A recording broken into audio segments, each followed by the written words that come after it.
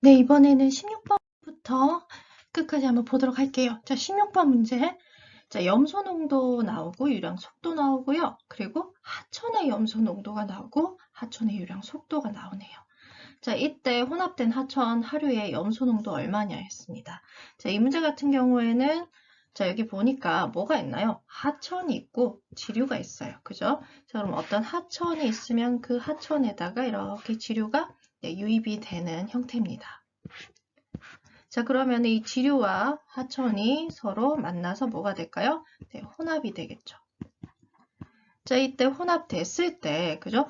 혼합된 하천 하류의 염소 농도가 얼마냐 그랬어요. 자, 이 문제는 그러면 우리 어떻게 풀죠? 네, 혼합 농도식을 이용을 해서 구하는 문제입니다. 자, 우리 혼합 농도식 공식 한번 적어볼까요? 네, C는 유량은 더해주고, 그죠? 그 다음에 Q1 플러스 Q2분의 부하 C1 Q1 플러스 C2 Q2 이렇게 구하죠. 자, 그럼 여기 지금 보니까 우리 하천 같은 경우에는 하천의 우리 염소 농도 요거를 제가 C1이라고 하고 그 다음에 유량이 얼마예요? 하천의 유량이 Q1이라고 하겠습니다. 자, 그리고 지류 같은 경우에는 제가 이제 Q2 그 다음에 C2 요걸 써야 되겠죠. 그래서 자, 염소 농도를 끊고 염소 농도 42개 네, 지류의 염소 농도 C2가 되고요.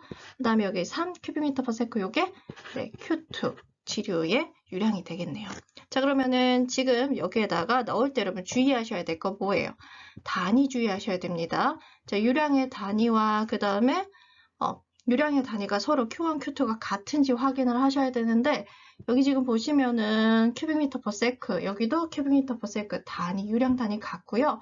그다음 농도 단위도 미리그램 퍼 리터로 서로 같기 때문에 단위가 같기 때문에 그냥 숫자만 넣어주시면 되는 거예요. 자, 그러면은 Q1, Q2 적어볼게요. 12 더하기 얼마? 네, 3 들어가고요. C1은요 25, Q1이 12, C2는 40, Q2가 3. 이렇게 해서 계산을 했더니 얼마가 나요? 네, 28이 나오죠. 그래서 정답은 네, 28 해서 몇 번? 네, 1번이 정답이 됩니다.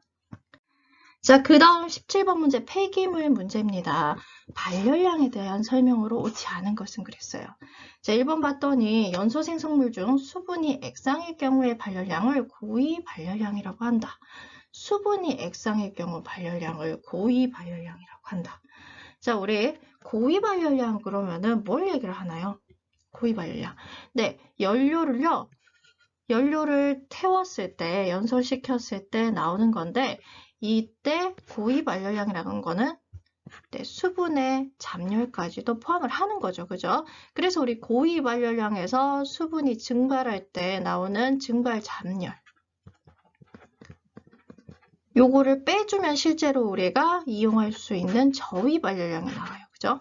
자, 그러면 이 고위 발열량이라는 거는 뭘 의미를 해요? 실제로 쓸 수 있는 저위 발열량과 그 다음에 수분의 증발 잠열까지를 다 더해서 이제 발열량을 잡은 거잖아요. 그러니까 수분의 액상의 경우의 발열량, 그러니까 한마디로 수분이 포함된 발열량, 수분의 증발 잠열이 아직 남아있는 발열량, 그러니까 고위 발열량이라고 볼 수 있는 겁니다. 자, 그 다음 2번 보겠습니다. 연소 생성물의 중에 수분이 증기일 경우 발열량을 저위 발열량이라고 한다. 자, 우리 연소 생성물이 증기일 경우는 무슨 말이에요? 이미 수분의 증발 잠열이 증기로 변한 거죠. 자, 증발 잠열이 뭔가요? 네, 수분이니까, 그러니까 물, 액체가 이미 수증기, 기체로 바뀔 때 그때 필요한 에너지, 그때 이제 필요한 걸 증발 잠열이라고 하죠. 그래서 우리가 이만큼은 이용을 할 수 없는 발열량인 겁니다. 그러니까 물일 때를 우리가 액상이라고 하면 수분이 액상일 때, 그다음에 수증기로 바뀌었다는 얘기는 네, 수분이 증기로 바뀌었다, 기체로 바뀌었다 이 얘기는요. 이미 수분 증발 잠열을 빼주고 나서 발열량이니까 뭐가 돼요? 저위 발열량이 되는 거예요. 그죠? 그래서 여러분 이미 알고 있는 고위 발열량과 저위 발열량의 개념을 약간 어떻게 해요? 문구를 바꿨습니다. 액상과 증기 요걸로 바꿔서 수분의 증발 잠열을 라는 말이 없이 액상, 증기 요 말 가지고 지금 고위와 저위를 표시를 했습니다. 그래서 1번, 2번은 맞아요. 둘 다 맞는 거고요. 다음 3번 볼게요. 고체와 액체의 발열량을 불꽃 열량계로 측정한다. 이거 교재에 나오죠. 발열량은 고위 발열량 뭘로 측정하나요? 우리 네, 본부 열량계로, 그러니까 열량계를 이용해서 측정하는데 본부 열량계로 측정을 하게 됩니다. 그래서 이걸로 우리가 고위 발열량을 측정을 하고 거기서 이제 수분의 증발 점유를 빼주면 그 다음에 저위 발열량이 나오는 거예요. 그래서 3번 같은 경우에는 어때요? 네, 틀렸죠. 불꽃 열량계가 아니고 본부 혹은 본배 열량계입니다.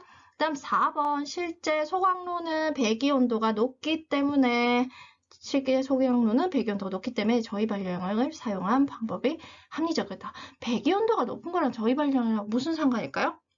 자, 온도가 높으니까 수분이 뭐가 돼요? 물이 수증기로 이미 변하는 거예요. 그러니까 수분의 증발 잠열만큼은 에너지를 고위 발열량에서 쓰는 거죠. 그죠? 그러니까 소각장에서 우리 소각을 설계할 때 기준이 되는 열량은 네, 저위 발열량이 되는 겁니다. 그래서 4번도 맞는 설명이에요. 자, 그래서 이 문제 같은 경우에는 여러분이 이미 알고 있는 발열량에 관해서 푸는데 지금 문구를 우리가 평소에 보던 문구하고는 좀 다르게 넣었습니다. 그죠? 그러다 보니까는 상대적으로 난이도가 좀 높다고 느껴지는 문제였습니다. 자, 그 다음 문제 볼까요? 18번 문제는요, 계산 문제예요. 지금 보니까 뭘 구하냐가 돼 있네. 노말농도를 구합니다. 그럼 넣어준 거 보니까 순도 90%에 CaCO3 0.4g을 넣어서 얼마? 용액을 360ml로 한대요. 자, 우리 노말농도를 구하기 때문에 필요한 게 뭐가 필요할까요? 자, 일단 여러분 이렇게 용액 나오면 우리 뭐가 필요하냐? 노말농도 단위는 당량 per 리터죠. 그죠? 이때 당량은 네, 용질, 여기서는 CaCO3가 됩니다. 그리고 이때 리터는 뭔가요? 네, 용액의 리터예요. 자, 그럼 우리 어떻게 하면 되냐면요. 지금 여기 CaCO3 당량을 구하고요. 그 다음에 또 용액의 리터, 부피를 구하시면 돼요. 그렇게 해서 계산을 하게 됩니다. 자, 먼저 우리 당량부터 한번 구해 보겠습니다. 자, 어떻게 구하면 될까요? 지금 주어진 거 보니까 우리 90%의 CaCO3 0.4g이에요. 자, 우리 90%란 얘기는 CaCO3 여기 있는 애를 90을 넣었더니 실제로 CaCO3가 그 중에 90개가 들어있다는 얘기죠. 한마디로 10%는 CaCO3가 아닌 겁니다. 그래서 우리는 여기 주어진 순도를 먼저 곱해주고요. 그 순도에 지금 주어진 CaCO3 질량 0.4g을 이렇게 넣었습니다. 자, 여기서 끝내면 안 되죠. 우리 구하는 거 뭘 구하는 거예요, 지금? 네, 당량을 구하는 겁니다. 당량. 그러니까 우리 이 g을요 당량으로 바꿔줘야 되죠. 자, 그러려고 하니까 우리 CaCO3는 당량하고 그램 당량이 필요한데 1몰이 얘가 이가죠. 이가니까 2당량이고요. 그리고 CaCO3 분자량이 100g이죠. 그래서 우리 100g이 2당량 이렇게 써주면 여러분 g이 뭐 되고 약분되고 당량이 나오는 거예요. 그래서 지금 우리가 구한 요 값이 결국에는 CaCO3 당량가 1번 값이 되는 겁니다. 자, 여기에다가요. 이제 뭐만 해주시면 돼요? 2번. 용액의 리터를 넣어주시면 돼요. 어디에? 뭐에 넣어주시면 되죠? 여기 360ml라고 나와 있으니까 리터로 바꾸면 네, 0.36리터가 됩니다. 그래서 0.36리터 여기다 써줬어요. 자, 이렇게 해서 여러분 이제 계산을 하시면 되죠. 당량 per 리터로 단위는 맞췄어요. 자, 그러면은 요거 0.9 곱하기 0.4 곱하기 100분의 2.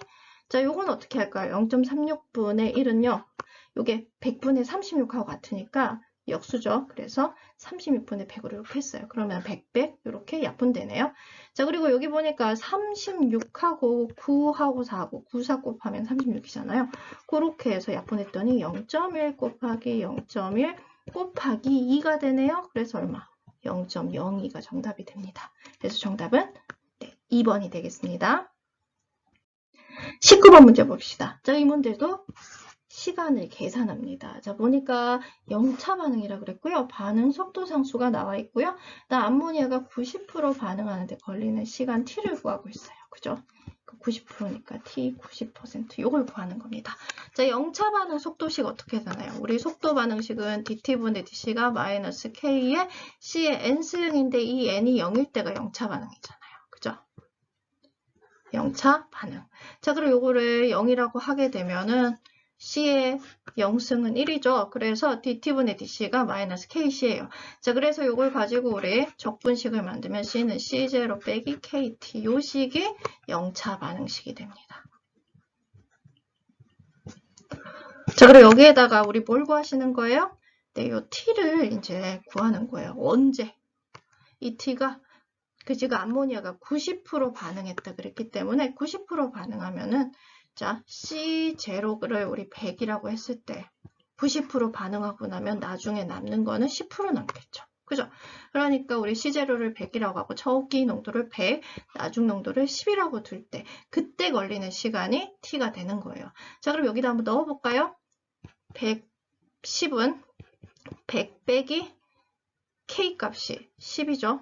그 다음 T로 하시면 돼요. 자, 그러면은 어떻게 되나요? 10T가 90이 되네요. 그럼 T는 9가 되네요. 그죠? 그래서 이렇게 9로 써주시는데 단위 어떻게 될까요, 여러분? 자, 여기 K의 단위를 보시면 mg per 리터 농도 단위랑 같고, 그래서 K를 보니까 per day가 있죠. 그죠? 그러니까 시간의 단위는 day가 되는구나. 그렇게 아실 수 있어요. 그러니까 우리 구하는 것도 day 값이니까 그대로 하니까 몇 번이 정답이에요? 네, 3번이 정답이 됩니다. 자, 마지막 20번 문제입니다. 자, 요거는요, 여러분, 법규 문제예요. 법규 중에서도 지금 우리 폐기물에 관련된 재활용 촉진법, 줄여서 우리가 재활용 촉진법에 관한 겁니다. 자, 여기서 재활용 지정사업자에 해당하지 않는 업종은 그랬는데요. 자, 우리 보시면 여기 재활용 지정사업자 관련 업종, 요건 대통령령으로 정하는 업종인데 세 가지가 들어가요.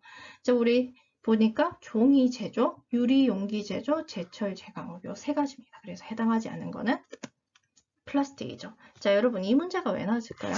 지금 우리 올해 환경에서 가장 이슈가 되는 부분이 어떻게 보면 플라스틱이었습니다. 원래는 플라스틱을 이제 중국에서 우리나라에 나오는 플라스틱을 중국에서 수거해 갔어요. 그러니까 한마디로 수출을 한 거예요. 거기서 수입을 해줬습니다. 근데 이제 중국에서 안 받겠다 그랬죠. 그러다 보니까 우리나라 입장에서는 이 플라스틱을 처리하기가 엄청 힘들어진 거예요. 그래서 지금 플라스틱을 쓰지 말자고 여러 가지 운동을 진행을 하고 있습니다.